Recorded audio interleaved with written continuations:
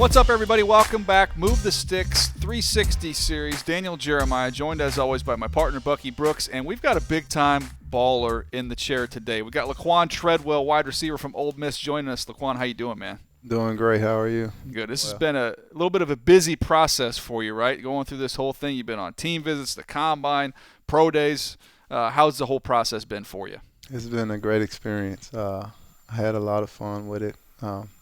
Battling a little flu, got a little sick, but I'm going to keep pushing through it and having fun and meeting the coaches and just enjoying every minute of the process. Well, I'm going to go all the way back because we go all the way back 2012, watching at the Nike camps when we were doing stuff in Chicago, and had a chance to coach you at Gridiron Kings that same year.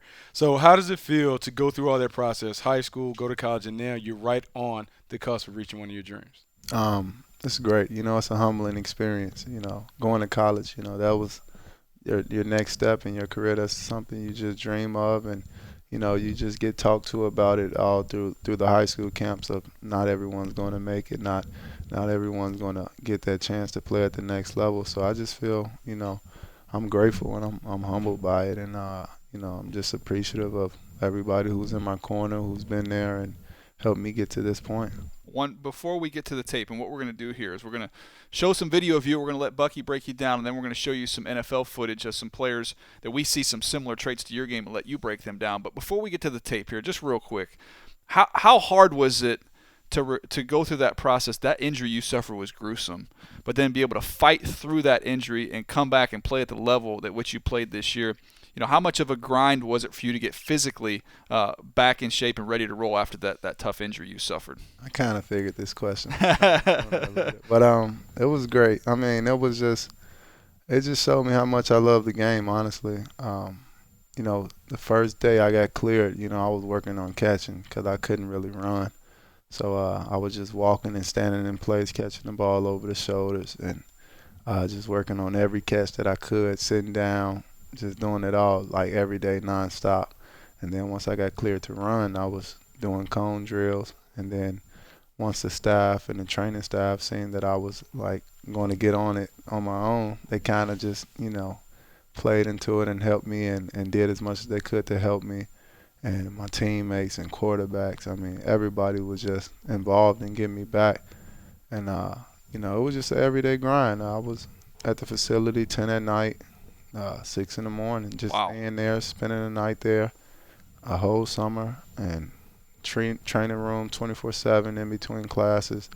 I mean, no one's seen all the sacrifices, but they would see something, and they would know that I was just pushing myself to the limit. I would be running around my neighborhood, middle of the night, just get up and run. And it was just a mental thing for me. I just knew how I got there by working hard. And I knew I was starting from step one, so I had to push myself and just do things other people just wouldn't be doing at the time because they were comfortable. They knew what they had to do next season. I didn't know how my next season was going to go, so I just felt like if I just worked extremely hard and just tried to learn as much as I could, and I had teammates teaching me releases over, like I had to start all over. So it was crazy, but I just learned how much I love the game, and just to come back and play that first game, not getting hit in the spring or the fall, it was a scary moment. I didn't know if I was going to be able to take it, and the first game we're playing like Presbyterian, a smaller school, and all the players just diving at my legs. So I'm just like, here we go. It's going to be the season for me. I got to get these guys off my legs. And second game, guy gator roll, and he twisted my ankle. He did it on purpose, and I just feel it pop, and I hesitated to get up, and I get up, and I remember that we're on TV, so I got to play it off. And so I get comfortable, and then by the fifth game after Memphis, I found the groove. I found myself, and I still didn't think I was the best me, but I just got better and better over the time, and then I got comfortable. You started rolling off a bunch of 100-yard games, man, and you finished the season strong. I think that's great to hear, though, because so many people know that you got hurt, and then they saw you playing at a high level this year, but they don't know that story about all the work it took to get you back to that point. It says a lot about you and your work ethic there. But let's get to some tape here, Bucky. Yeah, let's get to some tape. I think it's funny because it's funny to sit here knowing what Laquan was as a high schooler and watching him develop over the 3 years at Ole Miss. And I remember the first time that I had the opportunity to work with him and see him at a camp, I remember remarking to one of the guys, like, man, I've never seen anyone this natural. Like a very natural number one receiver, a natural guy that can anchor a passing game, a guy who caught the ball very, very easily and effortlessly, and I think that shows up. Watching the physicality to be able to box people out, to score and do things in the red zone, all those things were very, very impressive to me.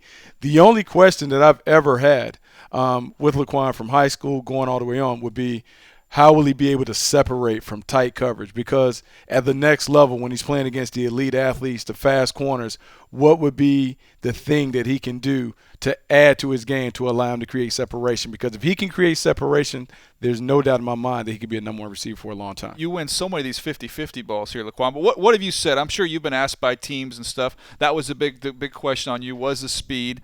What is your answer to people that question you in that area? Just watch the tape. All those guys running 4.3s out there, 4.4s, they'll be in the NFL one day and playing at a high level. You got to start somewhere. I mean, I can get better with everything I do, though, technique-wise. And I believe that corner ran low 4.3s that you just boxed out there from Auburn. Yeah. So that answers that question a little bit, huh? Yeah, it's all good. I mean, everybody got to be great at something. So I'll just continue to work on what I'm good at and win at what I'm good at. And, it got me this far, so I don't plan on slowing down. I hear you. Let's throw some tape up. I want to show you a guy that I see a little bit in your play style here. I don't know how familiar you are with Keenan Allen. Come out of Cal. He went to the San Diego Chargers. This is somebody you're going to see him, number 13 here at the top of the screen. I want you to break down what you're seeing from him right here on this play and what makes him such a good receiver in this league. Well, to start, he sold it vertical. He had everybody pause from the safety and the corner. No one could move until he broke. So he knew. How about the catch point right here? I mean, that's what gets you paid right there. That's what you play for. And making those plays, not everybody's going to make that play. And you just can't sell that to a coach. You can't coach that. Ball's up in the air, it's mine. That's an attitude thing, isn't it? Yeah. Definitely. Let's get one more play. I want to show you one more play from Keenan Allen here because this is something I've seen you do on tape. He's at the bottom of the screen here. Watch this play and tell me what you see from him, and tell me if there's a play that comes to mind that you've done the exact same thing here. That's just playmaking ability. This reminds me a little bit of the Alabama game here. Yeah, I think that's just knowing the angle too. Because he knew the safety was coming too fast. Stuck his foot in the ground, slid in between them. For those that don't know, haven't played the position, Bucky's played that position at the National Football League level. But to be able to concentrate on the ball, but be able to feel defenders. You gotta be able to feel defenders. That's the key to making them miss. To me, honestly, I just got a good feel for the game. Even when I'm running dig, anything I'm running, I kind of feel the defender before he even gets there. It's times when I was in slot as a freshman, catching bubble screens and making safety who's trying to knock me out, like slip and fall. So you just got to have a feel for defenders on the field, and I think I got that. All right, Bucky, you got another. You brought up Keenan Allen. I'm gonna bring up Dez Bryant. Part of the reason because I saw on your Instagram you threw up the X when you were in Dallas, had a chance to visit him. But in watching Dez Bryant, watching him play, what are some of the things that you would like to take from his game to help you go to the next level?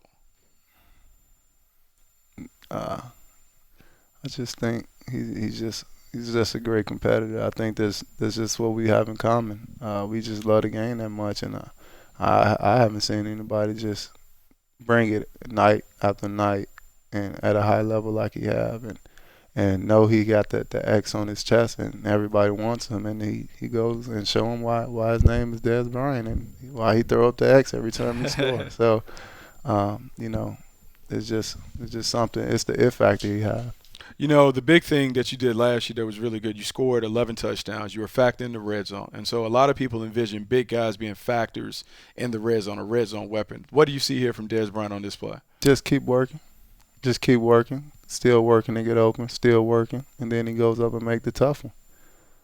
On 3, it's 3 Eagles right there and a Dallas Cowboy. So, you can't coach that. That's something you just can't coach. Did you ever play 3 flies up as a kid?